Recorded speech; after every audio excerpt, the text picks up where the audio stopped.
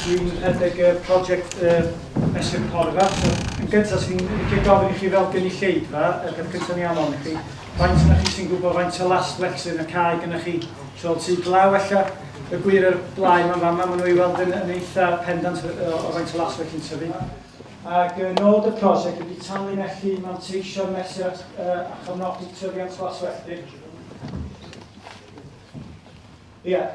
So fel da ni'n gweld bore yma'n barod, mae yna fusoddiad, y tri gwr fel ni'n dweud yn y blaen, mae'n chydig o fusoddiad maen nhw wedi rhoi mewn amser i fesur i Porfa, a hefyd yn isodeiledd yn yr infrastructure i gael i'w stoc allan ar y glaswell yn amlwg wedi talu.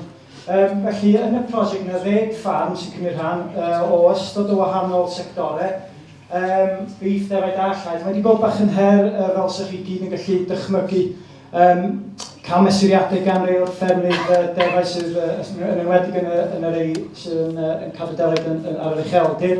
Mae dipyn o job gael mynd rownd bob man yn yr amser sydd gynnych chi.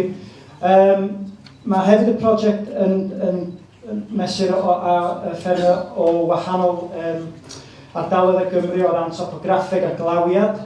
So mae hwnna wedi bod yn eitha diddorol gweld y gwahaniaethau sy'n yna. A wedyn, y defnydd yma o agrinet, dwi'n gwybod faint yma chi sy'n ymwybodol o agrinet neu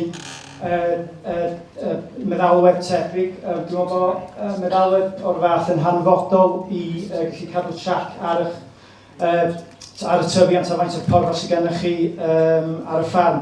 Dydy cadw cofnod meddyliol, dwi'n meddwl bod hwnna, dydy o'n ddigon di mwy, felly mae angen rhyw fath o ffordd o cadw golwg ar faint sy'n tyfu gan chi. A dyn, dewi, ti'n sleid nesaf. Na i ddim siarad yn rhy hir amdan y data, achos mae yna lwyth o ddata. O'r rhai o'r ffermydd yn llwyddo reit a 40 o fesuriadau, rhai roed mwy na gilydd yn amlwg, ond rhai o'r ffermydd yn gallu mesur o 3 neu 4 mesuriad yn mis Chwefror, gyda'r un ola wedi cyrraedd diwedd mis Tachwedd. Mae'r graff, dwi'n siŵr mae'r rhan fwyaf yn chi wedi gweld y patrwm y graff yma'r blaen, ond ella'n seiliedig ar dyfiant sy'n ar ffermydd llefrith. Efallai bod rhaid i chi wedi gweld Prosiect John Owen gallu ar y grass value oedd yn ddefnyddiol iawn yn y sector llais yr gobaith efo'r prosiect yma, ac y data ydych chi'n ei weld ar y prosiect bod yn mynd i helpu arwain ffermwyr beef a defaid efallai i geisio cadw golwg ar eu tyfiant. So mae'r siap yr un glas, dwi'n siŵr fel sy'ch chi'n deud eich hunan fyd Lenny, oedd y tyfiant ychydig yn araf tan efallai diwedd mis Mawrth, a wedyn oedd y tyfiant gynyddu sylweddol.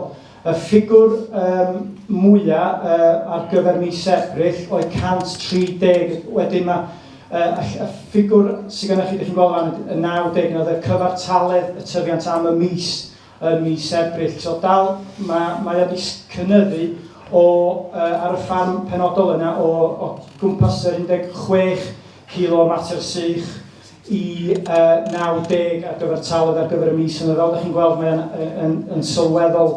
sylweddol o gynnydd.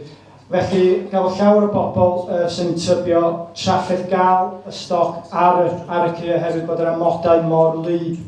So yna'n un her, fel da ni wedi clywed gan Dr John Newbold gyna, mae'r volatility yma yn newid yn yr hinsawdd yn mynd i fod yn her, a hefyd fel oedd o'n sôn, mae yna lwyth o borfa yn mynd i fod ar gael os mae Cymru'n mynd yn gynhesach ac yn lypach. Felly mae angen ffordd i gadw ar ben hynna, ac drwy mesur, dwi'n meddwl ydy'r ffordd ymlaen i wneud hynna. Lle bod rhaid i chi wedi gweld fi'n camu ar y llwyfan efo 2 declyn y fama, ac na i chi maddu ddweud, dwi'n allan ydych chi'n meddwl hwnnw bach over the top o boi mewn. O gynna i fel darlithydd, so dwi'n gwneud gyrfa o trio cadw bobl yn effro, ac eisiau gwneud rhywbeth chydig yn wahanol. So mae'r rhan fwyaf yn chi wedi gweld a wedi defnyddio un o'r rhain o'r blaen allan, neu ydych chi efo un allan yn y palwr adre. Ac mae'r prosiect yma gobeithio mynd i ddangos bod mae'n amser eich ac yn hen bryd i ni roed y ffon yma ar neilltu. Ac defnyddio math gwahanol o ffon, a math o ffon eich sy'n rhoi mwy o ddata a data defnyddiol i ni i gael cadw golwg ar y glaswellt, sef, fel dyn ni gyd yn gwybod, y defnydd a'r deunydd a'r ffynhonnell, yr hata ac pwysica sydd gennym ni ar ymffermydd o gwmpas Cymru. So diolch yn fawr iawn.